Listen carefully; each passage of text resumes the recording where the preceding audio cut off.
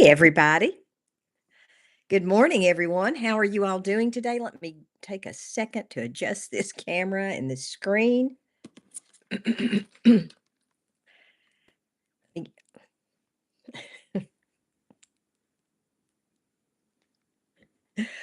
Oh, let me adjust everything, make sure everything's looking okay.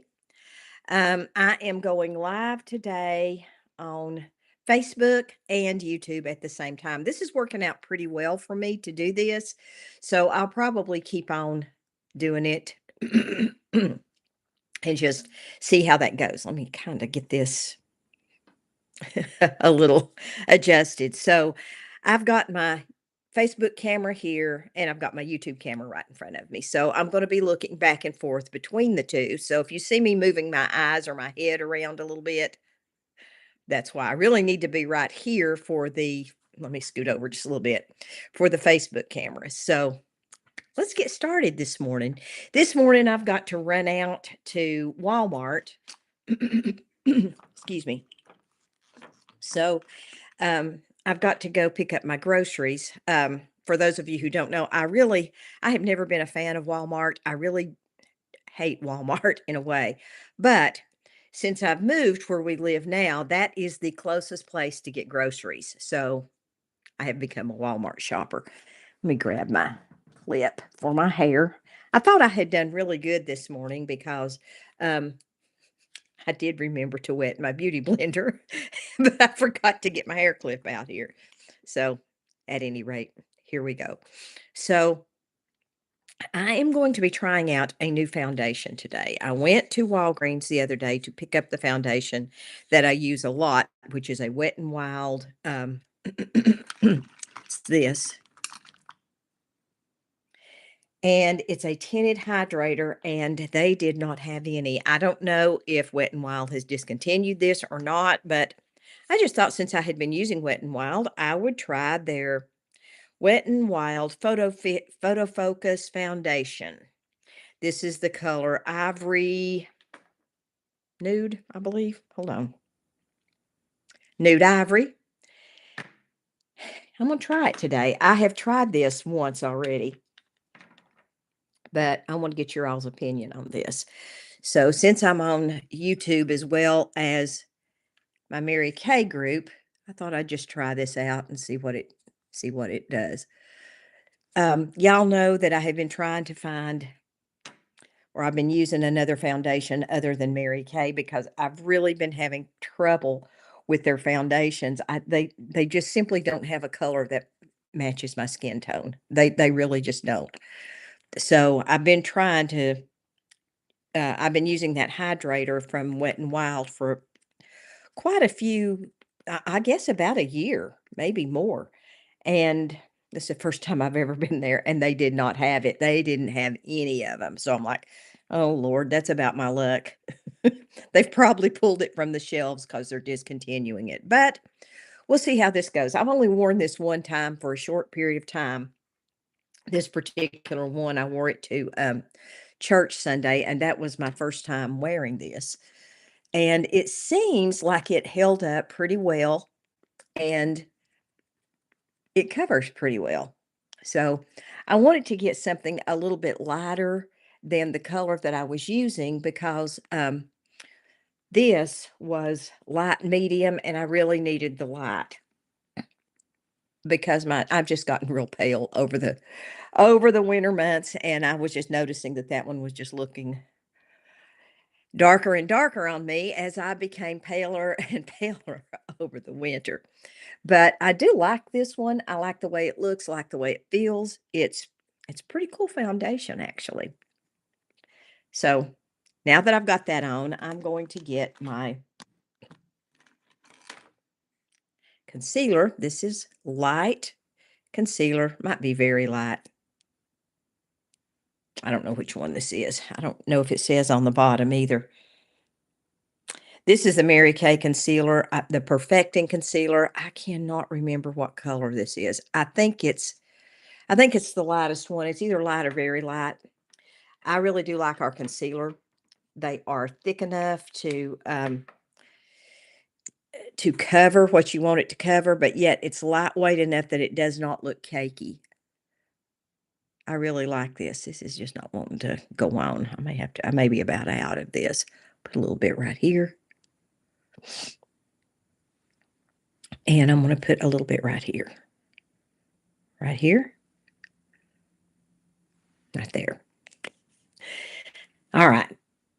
So let's get this party started with tapping this on.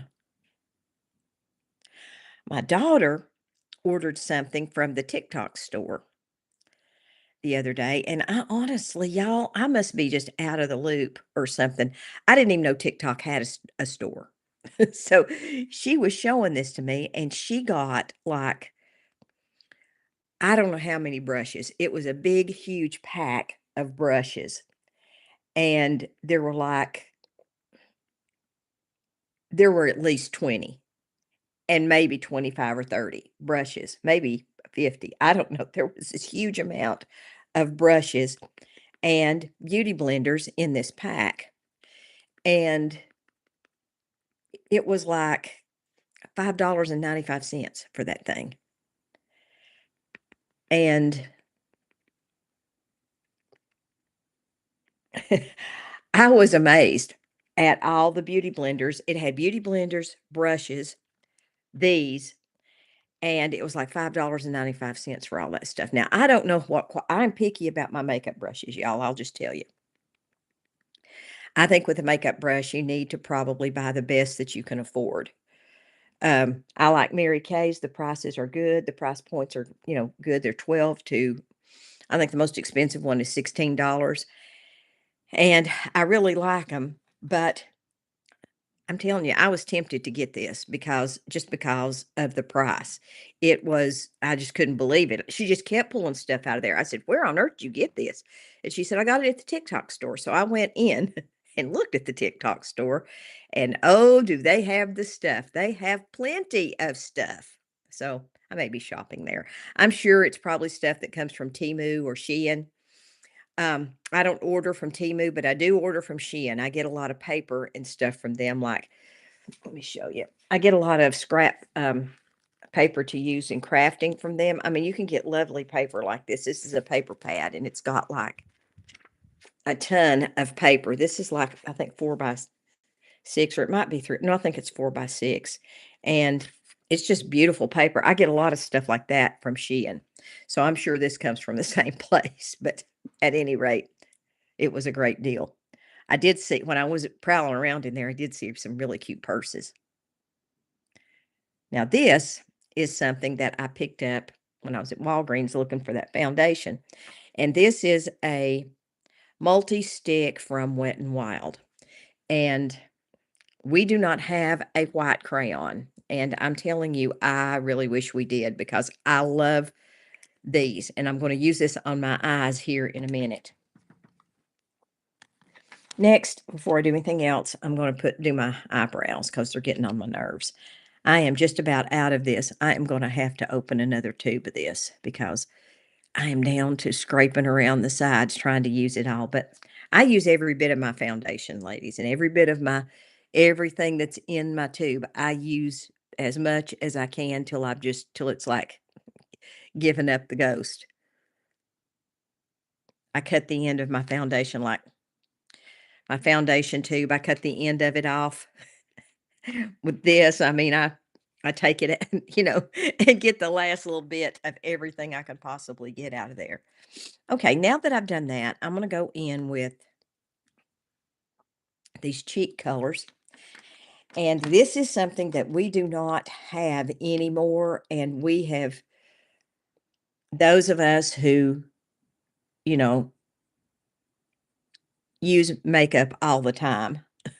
We have begged and begged for Mary Kay to come out with some cream stuff and make it a permanent part of the line, especially all of us seasoned ladies really want to see that happening because as we get older, cream, blush, cream foundation, cream eyeshadows, they just look better on us as we age. They just do. I mean, now I still use powder, eyeshadow sometimes. I do. In fact, I just used it last time I had on makeup this week was Sunday, and I used it when I went to church Sunday. But if you wanna do your foundation or your makeup or something really quick, I use the cream because it doesn't take very long to do that. In fact, you can use these on your eyes too if you want to. Alright, the next thing I'm gonna do is I can find it. Here it is. Um, hang on, y'all. Let me see. I've got to get my let me get my bearings here for just a minute. I got some more stuff here, and I'm looking for something specific. There it is. Let's use the light beam, which is this light highlighter. Let's use that up at my brow bone. This gives you a little bit of a shimmer, not too much, but just enough to make you feel perky and feisty on a Wednesday morning, which that's always good if you can feel perky and feisty. All right, let's see. What do I want to do next? Well, let's use this one. This one is, I can't ever remember the name of this one. Sand, desert sand. I don't know if that's it or not.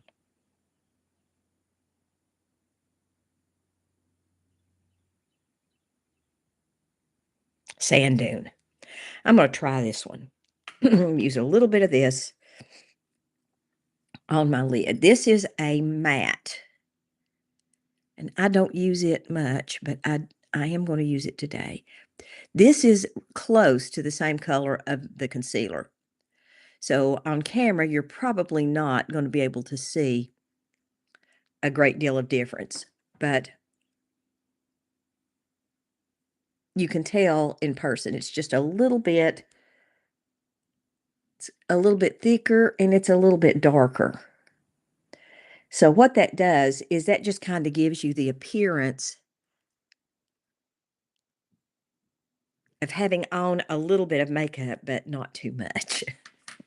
So that's all I'm going to do to my eyes other than eyeliner and mascara. I'm going to use this next. This is Pillow Puff from Ulta, and I'm going to use this here on the end of my nose because it gives me a shine. I'm just going to tap that in. Use a little bit right here. Hold on a minute, ladies. Let me get in my mirror over here. And if you want it shinier than this, you can wait and apply this after you apply your powder. I don't want it extremely shiny. I just want it shiny just enough. So that's all I'm going to do to it. Next, I'm going to grab this is the green. I can't remember the name of this, but we do have these. This is the metallic eyeliners that we came out with during the winter for winter launch, and I'm going to use some of this. I really like these. I think these have been really fun. Purple one's really pretty too. So I'm going to use I'm not going to use a really thick line unless I accidentally get a really thick line. Then I'll be doing a really thick line. I'm going to kind of try to not get a really thick line, but I'm telling you, the way my hands have been lately and trying to put on makeup, it might be a really thick line. And then I'm going to use just a little bit underneath just to try to give me a little bit of color. Give myself a little kick at the corner. Do this other eye. Sorry, I am moving out of the frame for those of you all on YouTube especially. It looks worse.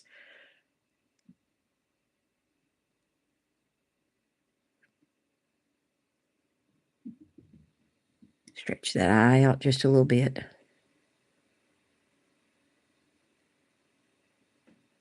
Kick it up at the corner. Now, I don't know what I've done. There it is. So, see, I don't know what I've done with the lid. After I've done that, I'm going to go back in with this.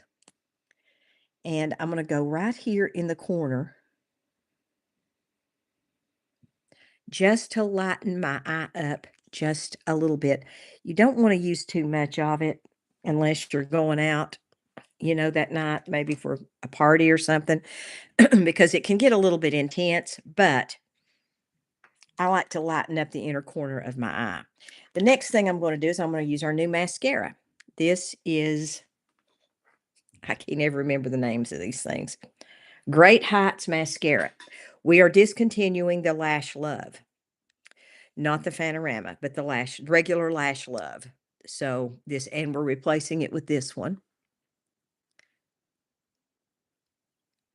I really like it. I like the brush.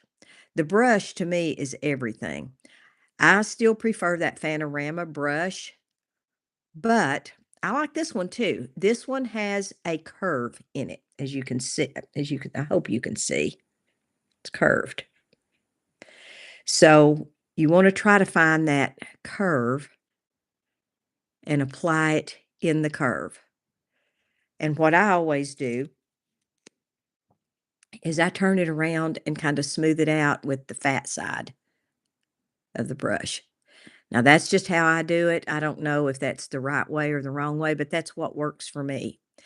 And this really lengthens your lashes. Now this is a buildable mascara. So if you're like me and you like to put on, and I'm using a little bit under my eye because oddly enough, I haven't had any problem with it running or smearing. It's not waterproof, so I'm really happy about that. So that's just a little plug for this product. I really like it. Probably I think it's right up there with the Fanorama, to be honest. I really like the way it applies. If you like a thinner, I guess would be the word I'd use, or a one that's less opaque mascara, something that's a little more lightweight than the Fanorama. I don't mind a thick mascara. I don't mind at all because I love mascara. So to me, it's not, it just depends on what you like. This one is going to give you more of a lightweight coverage and you can put on several coats. The Fanorama is gonna go on a little bit heavier than this, and I think it's the brush, but the formula is a little bit more lightweight too. So, I really like this one. I like this one probably I like this better than the other ones that we have, other than the Fanorama. I still love the Fanorama, but boy, this one is a close second. So, it's gonna kind of depend on which one that you like, what you want your mascara to do. If you want to apply and you like to apply multiple coats, I would try this one because it's not going to give you a real thick, goopy look if you put on several coats of this. It's going to give you a lightweight, natural looking lash. And I do like that for whatever reason today. Okay. So the next thing I'm going to do is I'm going to get my beige nude and I'm going to just apply this.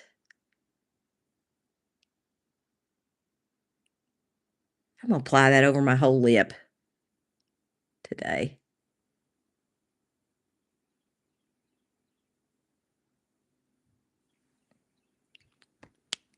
Now that I've done that, let's grab the Copper Aura lip gloss.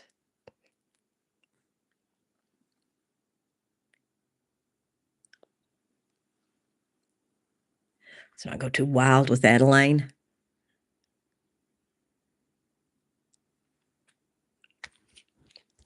And we're done with that.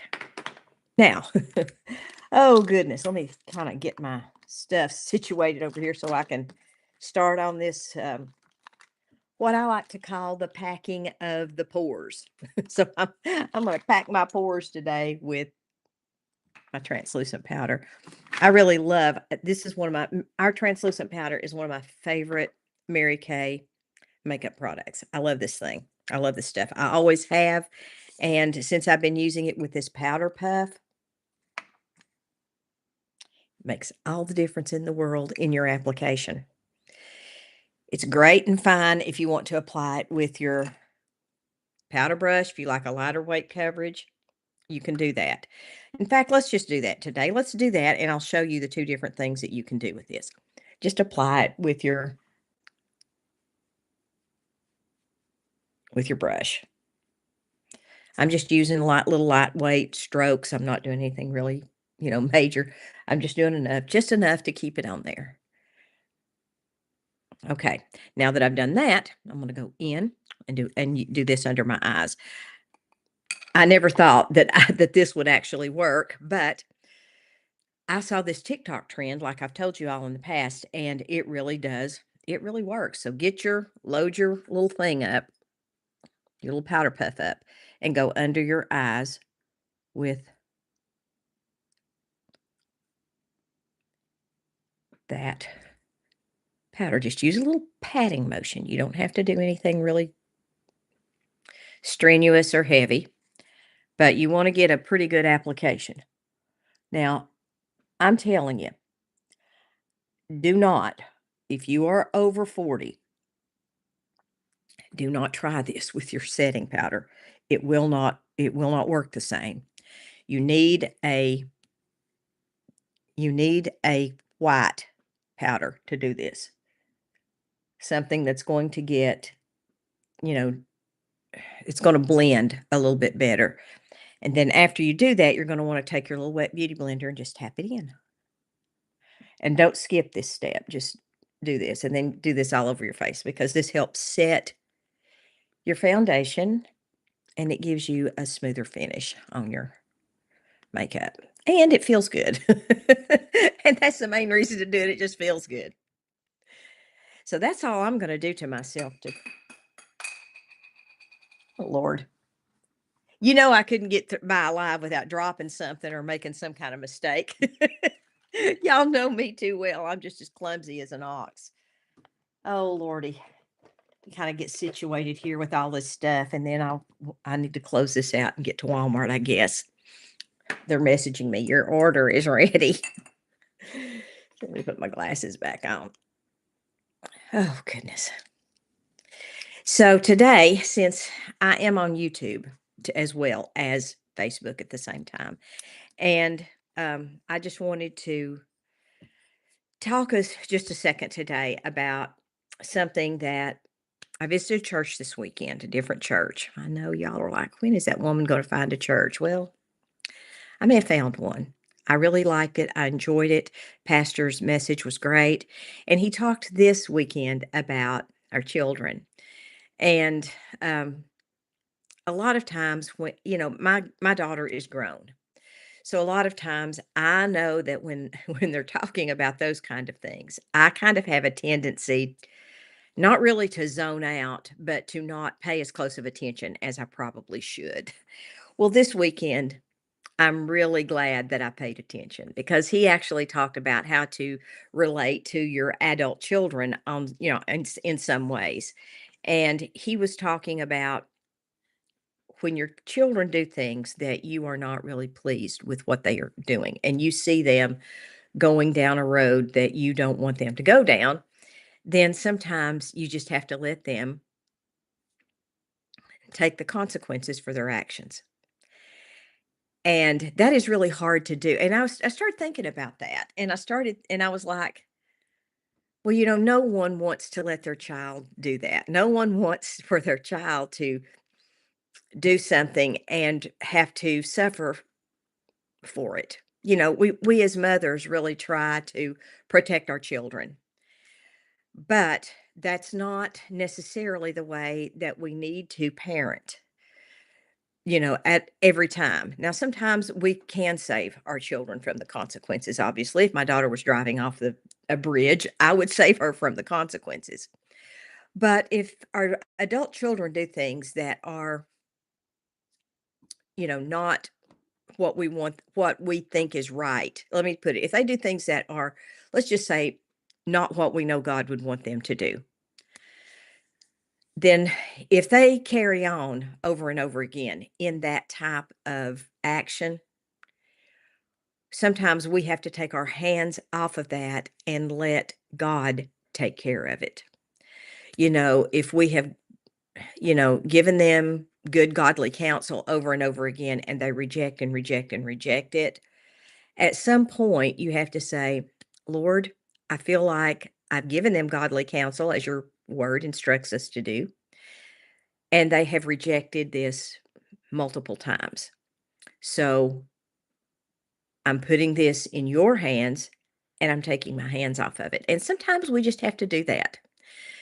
I know that there have been times I've had to do that with my own daughter, especially when she was younger. I'd be like, you know what? I don't know that you need to make this decision. And, you know, she's going to make that decision because, she was young.